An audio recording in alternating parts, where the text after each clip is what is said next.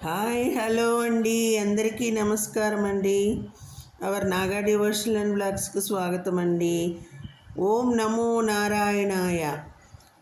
నారాయణ నామ మహత్యం తెలుసుకుందామండి. ఒకసారి నారద మహర్షికి ఓ అనుమానం వచ్చింది. నారాయణ నామస్మరణ వలన ప్రయోజనం ఏమిటా అని.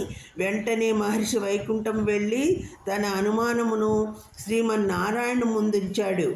భగవంతుడు నారద మహర్షితో ఇలా అన్నాడు: నారద, ఇప్పుడే భూలోకంలో నైమిసారణ్యంలో ఒక కీటకం జననమెత్తింది.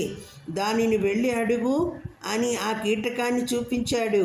భగవంతుని ఆనతి మేరకు నారదుడు ఆ కీటకం దగ్గరకు వెళ్ళి నారాయణ నామస్మరణ వల్ల ప్రయోజనం ఏమిటని ప్రశ్నించాడు. వెంటనే ఆ కీటకము గిలగిలా కొట్టుకొని చనిపోతుంది. విచారంగా నారద మహర్షి వైకుంఠం తిరిగి వెళ్ళి జరిగిన విషయము శ్రీమన్నారాయణునికి విన్నవించాడు.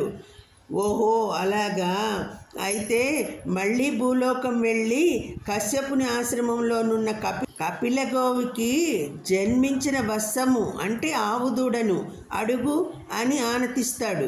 నారద మహర్షి కశ్యపుని ఆశ్రమంలోనున్న ఆవుదూడ వద్దకు వెళ్ళి అదే ప్రశ్న వేస్తాడు. ఆ ప్రశ్న వినగానే ఆవుదూడ కూడా గిలగిల తన్నుకొని చనిపోతుంది. నారద మహర్షి ఆశ్చర్యచకితుడయ్యి విషయాన్ని శ్రీమన్నారాయణునికి తెలియపరుస్తాడు. శ్రీమన్నారాయణుడు: నారద, ఇప్పుడే కాశీరాజుకు ఒక కుమారుడు జన్మించాడు. ఆ శిశువును వెళ్ళి నీ ప్రశ్న వెయ్యి అని చెబుతాడు.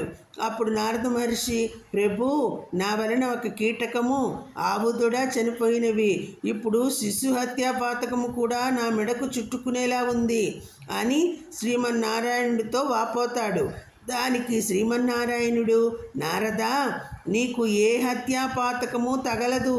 ఆ శిశువు వద్దకు వెళ్ళి నీ అనుమానము నివృత్తి చేసుకో అని అభయమిస్తాడు.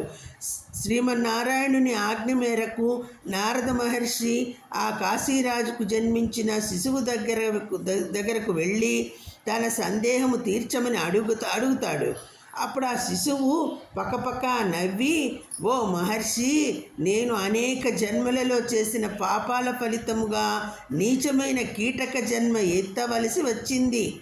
ఆ జన్మలో నీవు వచ్చి నారాయణ అనే నామము నా చెవిలో పడవేశావు. ఆ పవిత్రమైన నామము నా చెవిన పడగానే నా జన్మల పాపము నశించి పవిత్రమైన గోజన్మ వచ్చింది. గోవుగా పుట్టింది కదా రెండోసారి. ఆ జన్మలో కూడా నీవు వచ్చి మరలా ఆ అతి పవిత్రమైన నామము నాకు వినిపించావు. తక్షణమే ఆ పుణ్యఫలము అనుభవించ నిమిత్తము ఈ కాశీరాజుకు కుమారునిగా జన్మించాను. ఇంతకన్నా నారాయణ నామస్మరణ మహత్యము ఏమని చెప్పమంటావు ఓ మహర్షి అని ఆ శిశువు మరలా తన నరజన్మ అనుభవంలోకి వెళ్ళిపోతుంది. నారద మహర్షి పరమానందభరితుడై శ్రీమన్నారాయణుని అనేకములుగా స్తుతించి తన త్రిలోక సంచారమునకు నారాయణ నామస్మరణ చేస్తూ బయలుదేరుతాడు. ఇదండి నారాయణ నామస్మరణకు ఉన్న ఎంత పవరో చూడండి. అందుకని ఎప్పుడు మనము నారాయణ నామస్మరణాన్ని మనిషి ఎప్పుడూ పలుకుతూ ఉండాలండి. ఎప్పుడు పలుకుతూ ఉంటే అది చాలా పుణ్యమండి. పాపాలని హరించే నామము నారాయణ నామము. ఇదండి మనకు తెలియజేశారు ఈ కథలో. కథ నచ్చిందా అండి? నచ్చితే లైక్ చేయండి, షేర్ చేయండి, సబ్స్క్రైబ్ చేయండి. అందరికీ ధన్యవాదములు.